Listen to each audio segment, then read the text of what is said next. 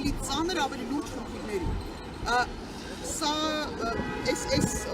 ակցիային նաև մասնակցելը մեր ուղղակի բան չէր, հա, ուղղակի սատանա չէ, սա մեր օրինակ իմ գործունեության տրամաբանական շարունակությունն է, մարդ օրը 25 տարի զբաղվել է իրավապաշտպան գործունեությամբ եւ միշտ խոսել է բանակի խնդիրների մասին, որովհետեւ շատերն են մեղադրում, ասում են դուք չարաշահում եք մարդկանց զգացմունքները, գալիս եք PR-վելու, մենք ուղիղ հակառակը, մեր բարակայում սա PR-վել չի, եթե մարդը 25 տարի զբաղվել է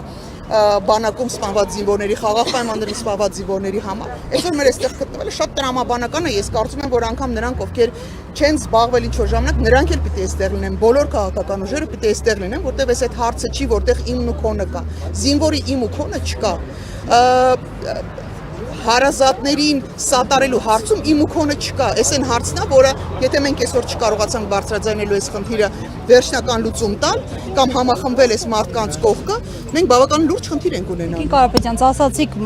տարիներ շարունակ զբաղվել եք բանակում սպանությունների դեպքերով։ Ես հիշում եմ էլի իրավապաշտպաններ կային, որոնք ժամանակին ակտիվ էին այս թեմաներով, այսպես կոչված նախկինների ժամանակ, բայց ներկաների ժամանակ այսպես ծպտունները դուրս չի գալիս։ Ուր են այդ իրավապաշտպանները։ Մի մասը սիրում էր պարկել, մի մասը կանգնած էր բողոքում, բայց չենք տեսնում նրանց այսօր։ Եկեք այդ հարցը ես էլ ինձ իրավունք վերապայեմ, հարցը ժողովուրդ ուր եք ասում, իրավապաշտպաններ, հարգելի գործընկեր, նախկին գործընկերներ, ուր եք, որովհետև զինվորը չի լինում նախկին ու ներկա, զինվորը քո զինվորն է, բանակը քո բանակն է,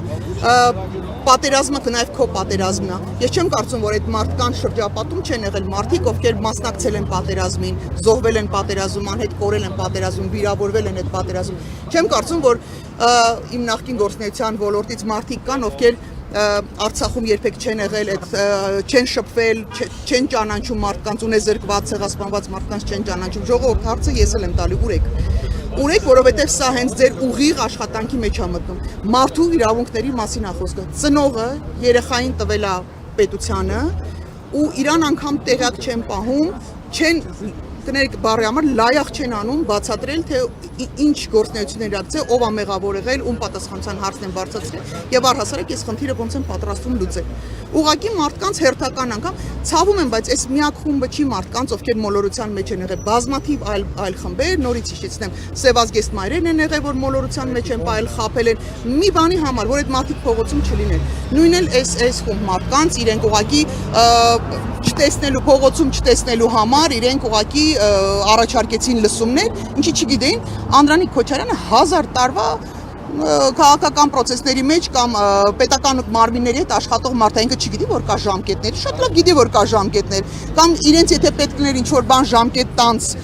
ժամկետը բաց թողելով քննել լսել չէին անելու են։ Այդ երբ են սահմանադրություն պաշտպանել, այդ երբ են իրանք սահմանադրության կամ օրենքների մոլի երկրպագու եղել, երբեք։ Այդքան սահմանադրությունը ոտնահարող մարդ ինչքան թիմ, ինչքան Նիկոլ Փաշինյանի թիմն է, ոչ մեկ չի եղել։ Երբեք մեր սահմանադրությունը այդքան ոտի տակ չի գնացել, ինչքան իրանց օրում։ Ոտի տակ չտա։ Փոխում են, որ ոտի տակ։ Սրա մեջ էլ ես համաձայն եմ, սրա մեջ կա հոգեբանական նաև մոտեցում, փորձում են մեր հասարակությանը բացատրել, որ ինչի պիտի փոխեն նաև այս սահմանադրությունը, որտեղ ոտի տակ ձեռի հետ գնացած է, ջրի հետ տարած,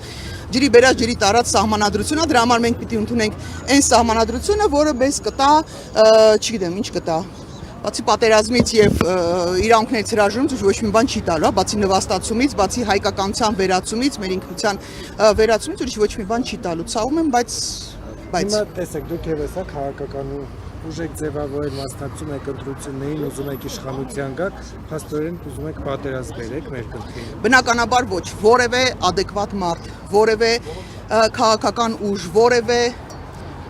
կին, մայր, երեխա ունեցող տղամարդ, որևէ մեկը պատերազմ չի ուզում, բայց պատերազմ չստանալու համար դու պիտի ճշգրիտ քայլեր իրականացնես, դու չես կարող քո իրավունքներից հրաժարվելու ճանապարհով գնալով ստանաս խաղաղություն, դա հնարավոր չի։ Այն տրամաբանությունը, որով առաջնորդում է Նիկոլ Փաշինյանը, դա զրո երաշխիք է բերում մեզ պատերազմ չլինելու հարցում։